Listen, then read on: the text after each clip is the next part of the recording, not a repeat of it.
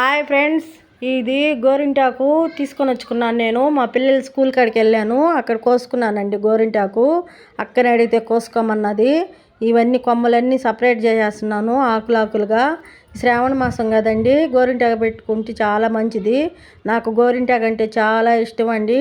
నాకు ఎక్కడ కనిపించలే చెట్టు, అక్కడ అడిగితే అక్క ఇచ్చింది.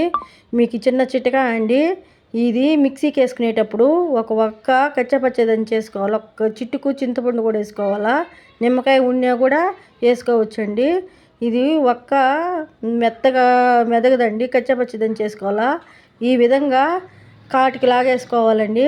మెత్తగా వేసుకుంటేనే మనకి బాగుంటుందండి. చూడండి, మిక్సీ వేసేటప్పుడే చేయి కూడా ఎర్రగా బండింది, చాలా బాగా పండుతుందండి. మీరు ఎంతమంది శ్రావణ మాసంలో గోరింటాకు పెట్టుకున్నారో మాకు ఒకసారి శ్రావణ మాసంలో మీరు ఎంతమంది గోరింటాకు పెట్టుకున్నారో మాకు ఒకసారి కామెంట్ పెట్టండి. ఇద్దండి.